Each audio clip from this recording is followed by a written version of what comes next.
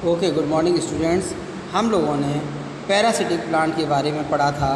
Parasitic plant वो होते हैं जो अपने अंदर से सकर्स निकाल करके और जिस होस्ट पौधे के ऊपर चलते हैं उसी में से न्यूट्रिएंट्स ऑब्जर्व करते रहते हैं और स्वयं तो पूरा न्यूट्रिएंट्स ले लेते हैं और जिस होस्ट पर रहते हैं वो होस्ट धीरे धीरे करके जो है वीक होता जाता है।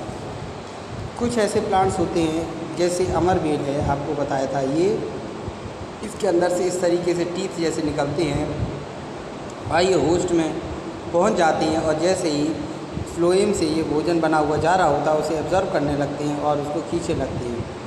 उसके बाद होते हैं हमारे पार्शली पैरासिटिक प्लांट। इनके बारे में मैंने आपको बताया था। जैसे इंसेक्टिवोरस प्लांट्स होते हैं, तो इंसेक्टिवोरस प्लांट्स क्या करते हैं कि अपना जो फूड होता है वो वैसे तो प्रिपेयर करते हैं खुद, लेकिन ये ऐसी जगह पर उगते हैं जहाँ पर न्यूट्रिएंट्स नाइट्रोजन की कमी रहती है। इसलिए जो है ये क्या करते हैं, एनिमल्स को खाते हैं, छोटे छोटे से इंसेक्ट को खाते हैं और उससे नाइट्रोजन की कमी को पूरा करते हैं। तो ये कहलाते हैं इंसेक्टिवोरस प्लांट्स। ठीक है।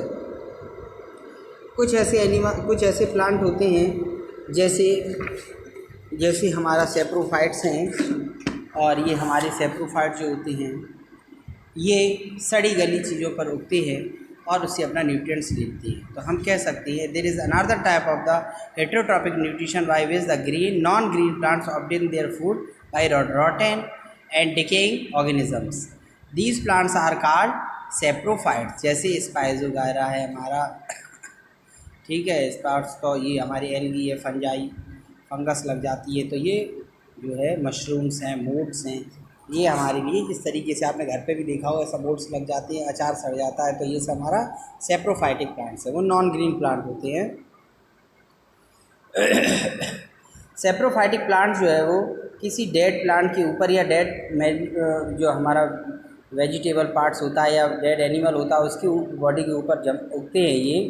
And substance that can be use the other organism और this process lead to formation of the manure, और उसको खाद में बदल देती हैं ये। This nature method of relationship of the soil importance of nutrients such as the nitrogen and calcium. Nitrogen और कैल्शियम जैसे इंपॉर्टेंट जो है ये मिनरल्स जो है वो देते हैं मिट्टी को। अब है इंसेक्टिवोरस प्लांट, ये आपको बताया था, पिचर प्लांट है, वीनस फ्लाई ट्रैप है। जैसे ही इसमें कोई कीड़ा बैठता है वैसे ये बंद हो जाती हैं और उसमें से जैसे ही इंसेक्ट का ये नाइट्रोजन पूरा ले लेती हैं, नाइट्रोजन, उसके बाद इसको रिलीज़ कर देती हैं। उसके बाद आता है हमारे सिम्बायोटिक प्लांट्स। सिम्बायोटिक प्लांट्स ऐसे प्लांट्स होते हैं जो दो ऑर्गेनिज्म के रिलेशनशिप से बनते हैं, वो सिम्बायोटिक एसोसिएशन कहलाता है या रिलेशनशिप कहलाती है।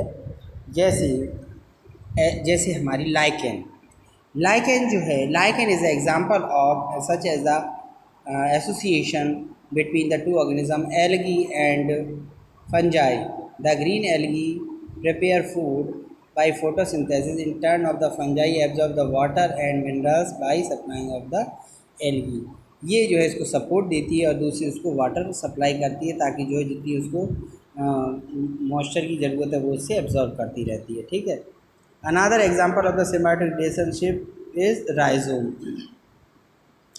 जो हमारे मटर के पौधे होते हैं, जो हमारे बीन्स के पौधे हैं, उनके अंदर रूट्स के अंदर छोटे छोटे बुलबुल्स होते हैं। ये एटमॉस्फेयर की इसमें पाए जाते हैं, राइजोबियम बैक्टीरिया होता है ये। और ये लेग्यूमिनस फैमिली के प्लांट जैसे ग्रैम है, पीज है, बीन्स है, पल्सिस है, इनमें पाया जाता है। और ये बैक्टीरिया क्या करता है कि एब्जॉर्ब करता है पूरे एटमॉस्फेयर की नाइट्रोजन को और उसको कन्वर्ट करता है नाइट्रेट्स में। ये नाइट्रेट्स जो है छोटे छोटे बुलबुल्स के रूप में जो है हमें रूट्स में दिखाई देती हैं इन प्लांट्स के। और जब ये पौधे इनमें से ये तोड़ ली जाती हैं फली वगैरह, तो इसको खेत में ही इसी तरीके से फ्लो कर दिया जाता है ताकि जो है ये नाइट्रेट जो है जैसे ही पानी लगाते हैं तो घुल करके मिट्टी में मिल जाती है और नाइट्रोजन की कमी को पूरा करती है। फिर हमें यूरिया डालने की ज़रूरत नहीं है। ये देखिए, ये पिचर प्लांट है, ये उसका लिड है, जैसे ही इसमें इंसेक्ट जाता है ये लिड बंद हो जाता है।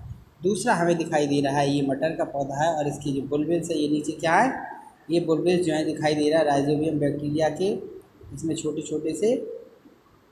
ठीक है, ये है लेग्यूमिनस प्लांट है और ये रूट नूडल्स, यहाँ पे नूडल्स लिख देंगे, ये नूडल्स बन रहे हैं इसके।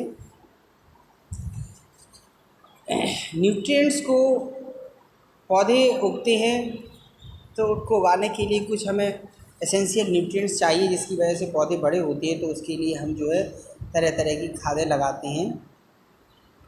जैसे हम दो तरह की मैन्योर का यूज़ करते हैं, एक तो होती है केमिकल और एक होती है बायो फर्टिलाइज़र। तो केमिकल फर्टिलाइज़र जो होते हैं वो हमारे केमिकल से बने होते हैं, जैसे यूरिया है, ठीक है, पोटेशियम है, फास्फोरस है, नाइट्रोजन है। तो ये हमें केमिकल से मिलते हैं। और दूसरी तरफ हमारी मैन्योर होती है जिसको हम सड़े गले पौधे, सड़े गले जानवरों के और अपने घर के कूड़े कचरे, गंदगी, एनिमल के डंग आदि को जो एक गड्ढे में डाल करके और उसको सड़ाते हैं।